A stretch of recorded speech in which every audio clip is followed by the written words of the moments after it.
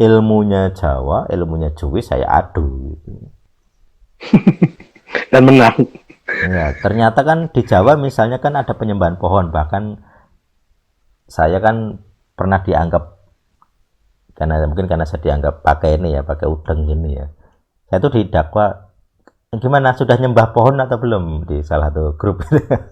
Jadi saya dianggap penyembah pohon gitu karena pakai pakaian Jawa gitu. Terus saya mikir, iya sih Jawa memang punya penyembahan pohon. Makanya tadi saya bilang, penyembahan kepada pohon itu kerinduan manusia kepada pohon kehidupan di Eden. Jadi siapapun bangsa yang nyembah pohon itu keturunan Adam. Itu bukti sosiologis, bukti antropologis. Jadi manusia siapapun yang rindu menyembah pohon itu menanti-nantikan pohon kehidupan di Eden. Itu warisan kisah-kisah masa lalu dari Eden. Jadi itu anak Adam secara budaya gitu ya. Itu ilmu antropologi itu begitu ya caranya. Misalnya kita di Indonesia punya makanan bakso, kan kita secara otomatis sudah mikir bakso dari bahasa entah Hokkien atau apa Mandarin, tapi kan Cina gitu. Berarti kan itu makanan Cina. Kalau orang Indonesia ngomong itu makanan asli Jawa, apa yang terjadi? Semua orang Cina terbahak-bahak. Saya pun ngakak juga nanti kalau. Sama seperti jilbab.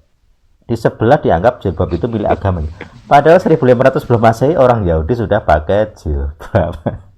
Orang Israel sudah pakai hijab, cadar bahkan, kayak Tamar pakai cadar. Iya, iya.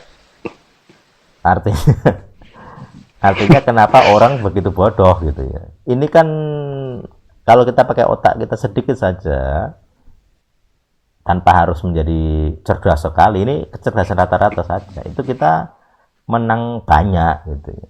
Ya. Kenapa kita jadi bodoh-bodoh kayak bangsa kita ini?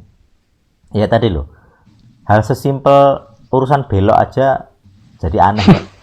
Kalau kamu mau belok kiri, kenapa harus mendahului mobil atau kendaraan di depanmu lalu belok kiri?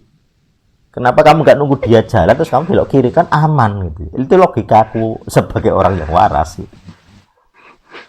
Karena saya kalau mendahului kan jelas yang ini harus ngerem, di depanku ini harus ngerem gitu ya. Itu sudah logika. Saya merasa IQ saya nggak tinggi-tinggi amat, tapi saya bisa dengan mudah memahami itu gitu. Kayak orang lampu merah gitu ya. Ngapain klakson-klakson? Lawang nanti juga jalan. Jadi kan begitu gitu. Ya banyaklah hal-hal kebodohan yang terjadi. Itu saya rasa bukan karena IQ-nya jongkok, enggak. IQ jongkok itu sangat-sangat bodoh. Sekolah aja nggak bisa gitu. Lawang ini bisa berkendara pakai HP itu enggak bodoh secara alami. Tapi kenapa jadi bodoh? Nah, sama seperti ini sih. Ya itu tadi kayak naik BBM. Ya saya ikut menderita karena naik BBM, naik harga gitu. Tapi saya nggak bisa nyalain gitu ya, karena memang selama ini kita subsidi gitu ya. Jadi ya kalau kayak Amerika yang tanpa subsidi sudah berapa itu 20.000 mungkin ya. Ya kayak Exxon Mobil jual atau yang lain selain Pertamina jual ya gitu ya. Makanya saya sulit menyalahkan gitu. Walaupun saya kemarin coba Pertalite ya memang ngedeng. Yes, ya gitu. Artinya saya memang ikut menderita karena kebijakan, tapi saya nggak bisa nyalahkan gitu ya, karena ngerti gitu. Sama seperti tentang teologi gitu. Saya ngerti apa istilahnya. Saya ikut menderita karena orang-orang para dokter ini yang bodoh ini. Ajarannya bodoh maksudnya, bukan manusianya bodoh, tapi ajarannya bodoh.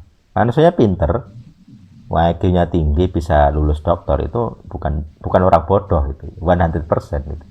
Tapi produk-produk ajarannya bodoh gitu. Kayak pejabat-pejabat kita bikin kebijakan kan tujuannya demi proyek. Jadi dari sisi kecerdasan itu kebijakan bodoh.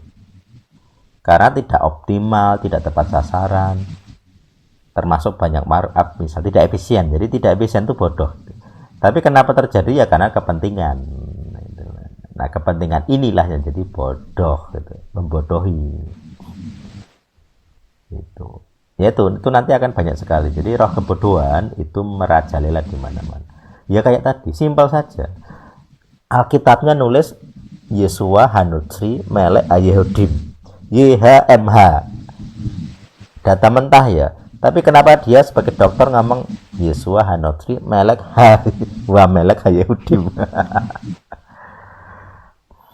Kalau itu yang ngomong tidak sekolah teologis ya oke gitu ya, artinya cocok logi. Tapi kalau dia sekolah teologi apalagi dokter, itu udah saya tidak memberi ampun gitu. Harus ada hukuman Tuhan lah. Dan ngeyel bertahan. Ya karena merasa dirinya dokter gitu ya. Saya dokter, lu siapa? Gitu.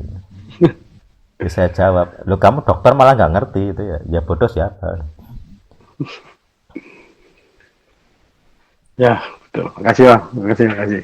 Ya itu nanti pembahasannya memang kemana-mana sih. Tapi memang kebodohan itu ciri khas kutuk Adam. Nah itu kesimpulannya begitu. Oh ya, iya.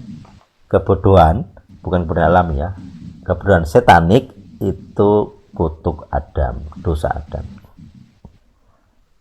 Karena di Alkitab selalu ada dorongan keharusan menjadi hikmat, cerdas, bahkan cerdik gitu ya, cerdik seperti ular. Jadi Tuhan tidak membenci kecerdikan, tidak membenci kecerdasan, tapi yang dibenci adalah motivasinya, ketulusannya gitu. Ketulusannya jangan seperti ular gitu, tapi harus seperti merpati, seperti anak-anak. Jadi kebodohannya itu dibenci oleh Tuhan. Kita harus cerdik, sama seperti dia Yesus itu kan mengagumi bendahara yang tidak jujur sebagai sampel. Cerdik itu, tapi kan tidak tulus gitu, karena mengakali Tuhan. Jadi kebodohan itu kutuk. Ya, oke.